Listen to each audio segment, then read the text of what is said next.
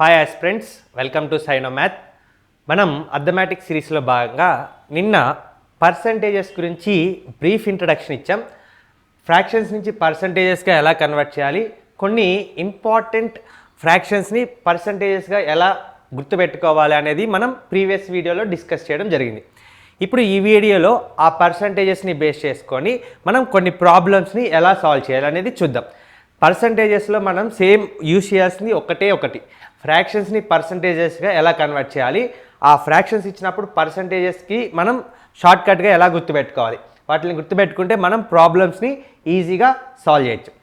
So first క్లాస్లోకి వెళ్తే first problem, a number increased by 20% then decreased by 20%, net increase or decrease.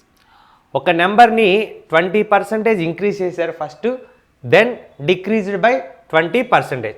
First మనకి ఇక్కడ number ఏంటో తెలియదు కాబట్టి దాన్ని మనం 100 అనుకుందాం. నిన్నే మీకు చెప్పాం వాట్ ఈజ్ పర్సంటేజ్ అంటే a ratio or a fraction which is represented as 100. Okay, దేనైనా సరే మనకు తెలియదని ఫస్ట్ మనం 100గా అజ్యూమ్ చేసుకుందాం. మనకి నెంబర్ ఏంటో తెలియదు కాబట్టి నెంబర్ని 100 అనుకుందాం. ఏ నెంబర్ ఇంక్రీజ్డ్ బై 20%. ఫస్ట్ దీన్ని 20% ఇంక్రీజ్ చేసాం. 100కి 20% ఇంక్రీజ్ చేస్తే 100లో 10% అంటే 10, 20% అంటే 20. 20% ఇంక్రీజ్ చేస్తే 120 అవుతుంది. Next then decreased by 20%. ఇక్కడి నుంచి మళ్ళీ దీన్ని 20% డిక్రీజ్ చేశారు. అయితే ఓవరాల్ చేంజ్ ఎంత అని అడుగుతున్నారు. ఇప్పుడు చూడండి, ఇక్కడి నుంచి 20% డిక్రీజ్ అంటే 120లో 20% అంటే ఎంత? 10% అంటే 12, 20% అంటే 24. 120లో 24 పోతే మనకి 96. నెట్ ఇంక్రీజ్ ఆర్ డిక్రీజ్ అన్నట్టు. ఓవరాల్గా చూడండి, 100కి 96కి ఎంత నెట్ ఓవరాల్ డిక్రీజ్ అంటే 4 చేంజ్ ఉంది. మనకి 4% చేంజ్ ఉంది. ఇంక్రీజ్ అయిందా డిక్రీజ్ అయిందంటే 100కి 96కి 4% decrease. Option A is the correct answer. మనకేంటంటే ఫ్రాక్షన్స్ని పర్సంటేజెస్ని ఫ్రాక్షన్గా కన్వర్ట్ చేయడం రావాలి. అప్పుడు ఈ ప్రాబ్లమ్స్ని మనం ఈజీగా సాల్వ్ చేస్తాం.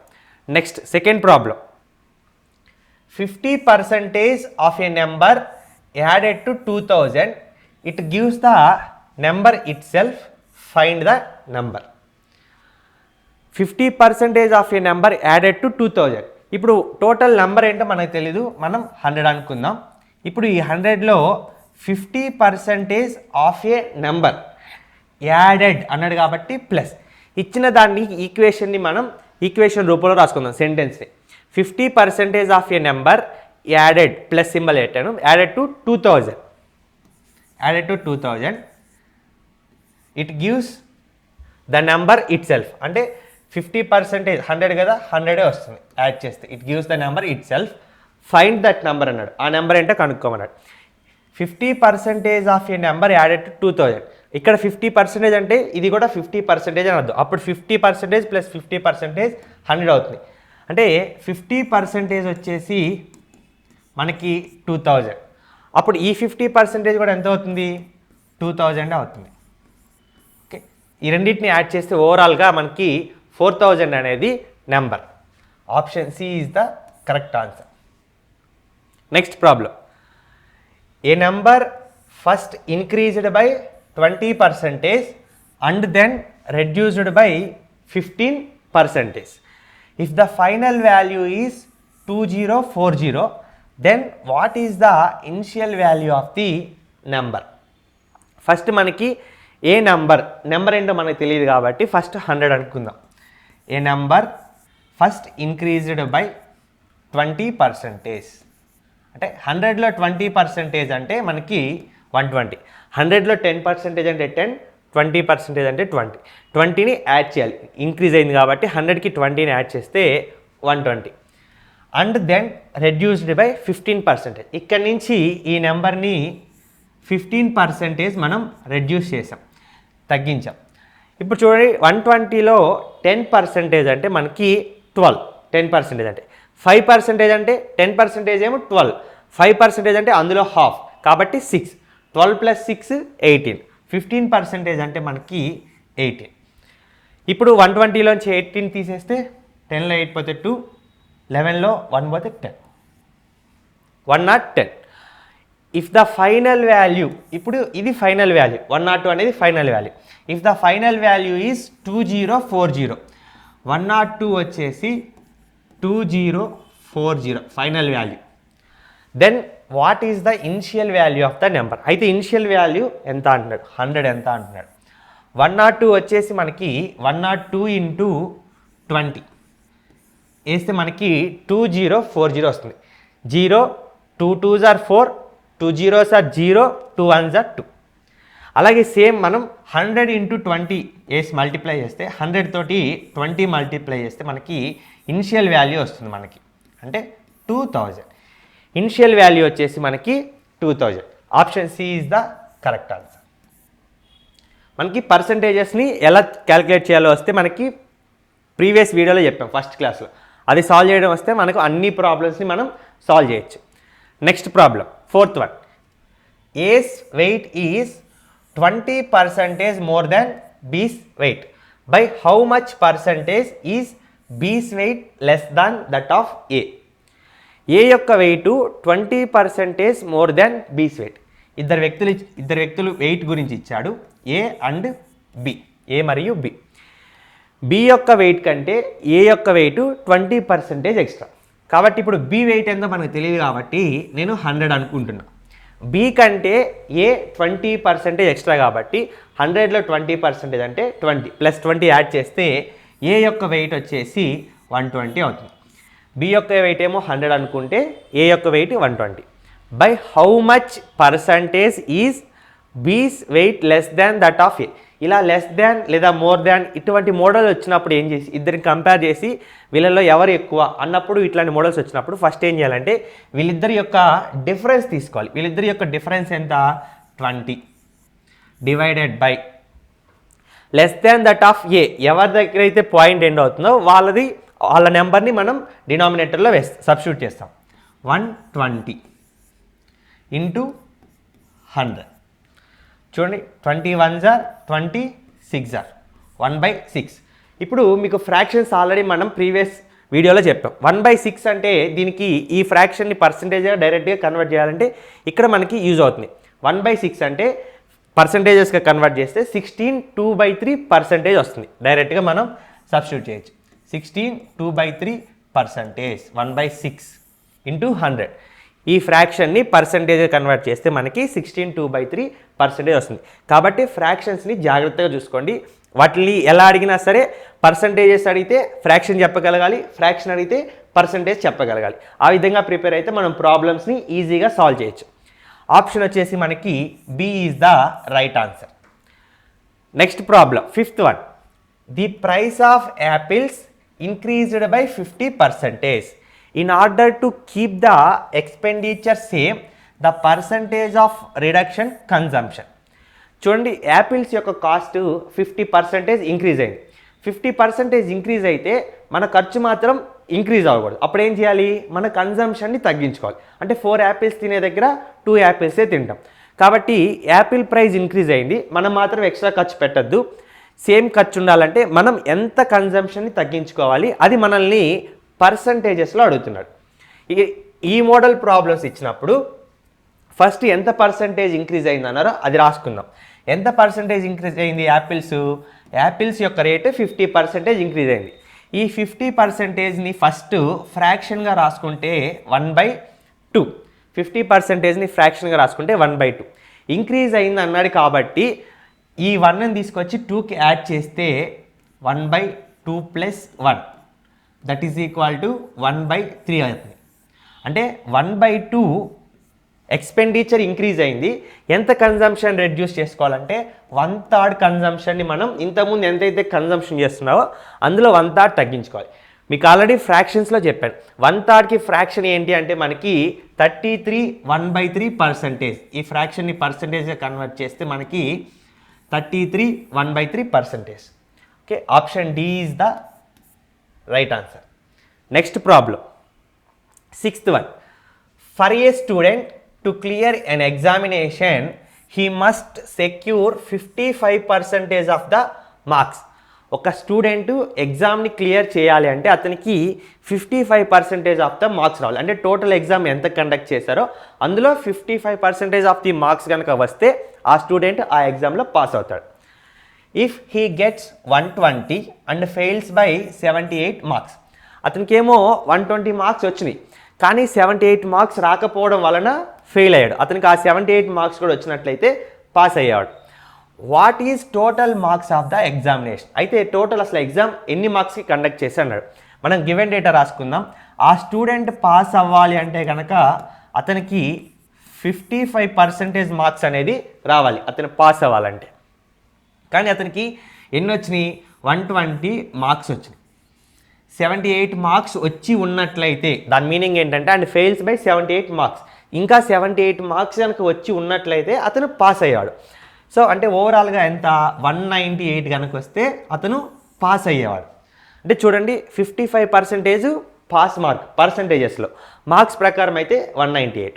కాబట్టి 55% వచ్చేసి 198. అయితే టోటల్ ఎగ్జామ్స్ మార్క్స్ ఎంత కండక్ట్ చేశారంటే మనం 100%కి తీసుకోవాలి. 55% మనకు తెలిస్తే 100% కనుక్కోవచ్చు. 11 5s are 55, 11 1s are 11, remaining 8 ఉంటుంది. 11 8s are 88. 5 into 20 100. So 18 into 20 360.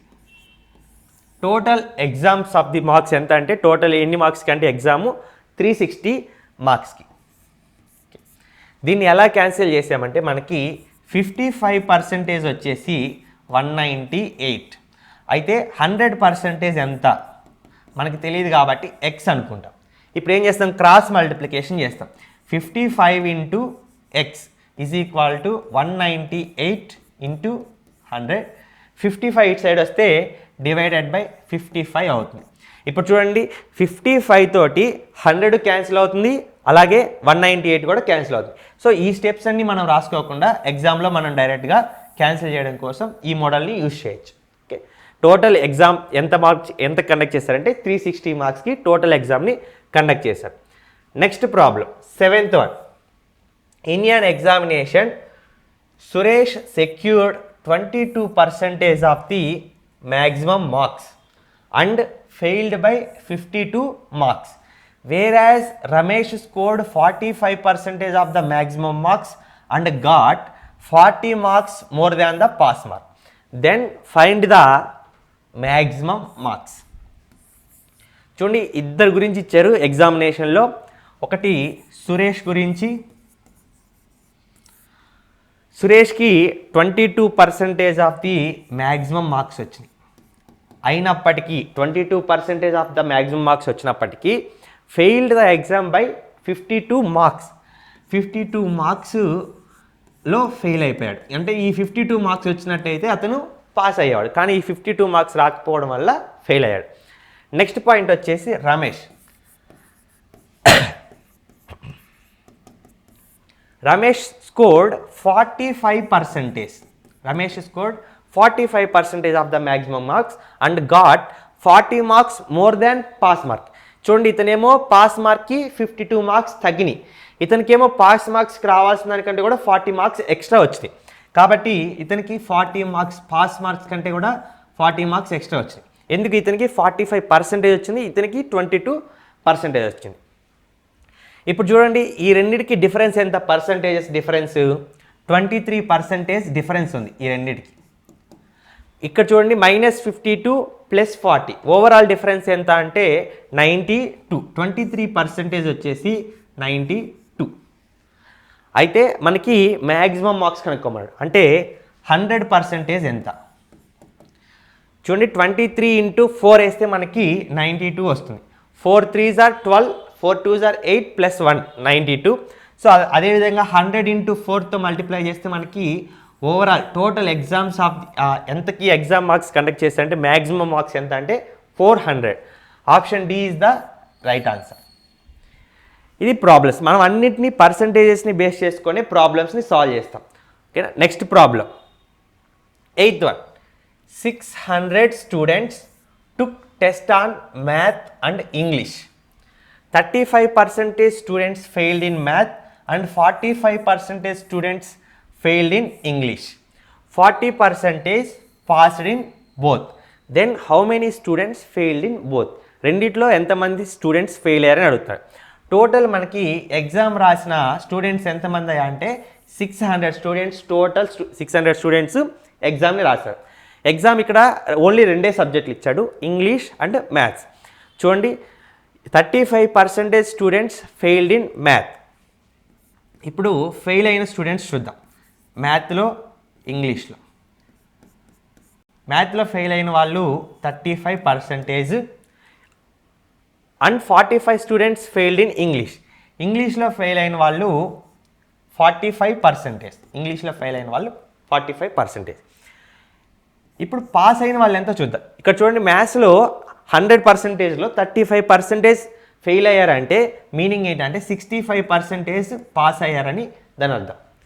ఇక్కడ 45% ఫెయిల్ అయ్యారు ఇంగ్లీష్లో, అంటే ఎంతమంది పాస్ అయ్యి ఉంటారు? 55% పాస్ అయ్యి ఉంటారు. ఈ మోడల్ ఇచ్చినప్పుడు మనకి ఈ మోడల్ ప్రాబ్లం ఇచ్చినప్పుడు త్రూ వెన్ డయాగ్రామ్ ద్వారా సాల్వ్ చేద్దాం. 2 సబ్జెక్టులు లేదా 3 సబ్జెక్టులు ఇచ్చి వాటిని కంపేర్ చేసినప్పుడు మనం వెన్ డయాగ్రామ్ ద్వారా సాల్వ్ చేద్దాం. చూడండి, ఫస్ట్ వచ్చేసి ఇంగ్లీషు, ఇవి మ్యాథ్స్ అనుకుందాం. ఎప్పుడైనా సరే వెన్ డయాగ్రామ్ స్టార్ట్ చేసేటప్పుడు మనకి కామన్ పాయింట్ ఒకటి ఇస్తాడు. 40% పాస్డ్ ఇన్ బోత్. అటు ఇంగ్లీష్లోను ఇటు మ్యాథ్స్లోను 2 సబ్జెక్ట్స్లో పాస్ అయిన వాళ్ళు ఎంతమంది అయ్యా అంటే 40% వచ్చేసి కామన్ పాయింట్లో రాసుకోవాలి. ఇది ఇంగ్లీష్కి మ్యాథ్స్కి కామన్ పాయింట్. ఇక్కడ 40% పాస్ అయ్యారు. చూడండి, ఇక్కడ ఇంగ్లీష్లో ఓవరాల్గా ఎంతమంది పాస్ అయ్యారు? 55%. ఇక్కడ మనకి ఎంత వచ్చింది? 40 వచ్చింది. రిమైనింగ్ 15 రాస్తే ఓవరాల్ ఇంగ్లీష్ పాస్ పర్సంటేజ్ వచ్చేసి 55. దీనికి కంపేర్ చేయాలి. నెక్స్ట్ ఇక్కడ చూడండి, మ్యాథ్స్లో పాస్ అయిన వాళ్ళు 65%. ఇక్కడ ఓన్లీ మ్యాథ్స్లో పాస్ అయిన వాళ్ళు ఎంతమంది అంటే 40. రిమైనింగ్ 25 యాడ్ చేస్తే మనకి 65 సాటిస్ఫై అవుతుంది. ఇప్పుడు ఈ వెన్ డయాగ్రామ్ వచ్చేసి ఓవరాల్ పాస్ పర్సంటేజ్. చూడండి, ఓవరాల్గా ఎంత pass percentage? 40, 20, 60, 70, 80. Overall pass percentage మనకి ఎంత వచ్చింది అంటే 80%.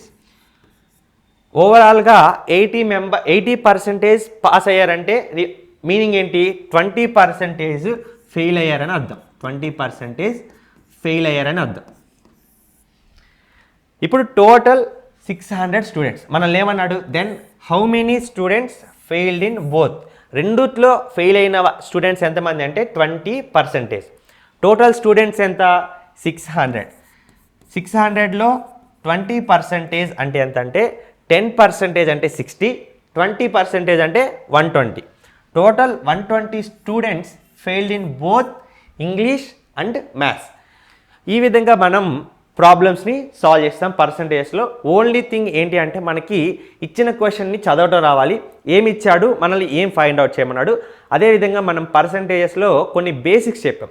ఫ్రాక్షన్స్ నుంచి పర్సంటేజెస్ నుంచి ఫ్రాక్షన్స్గా సైమల్టేనియస్గా ఎలా అడిగినా సరే మీకు ఇమీడియట్గా గుర్తు రావాలి. అప్పుడు మనం ప్రాబ్లమ్ని ఫాస్ట్గా చేయగలుగుతాం.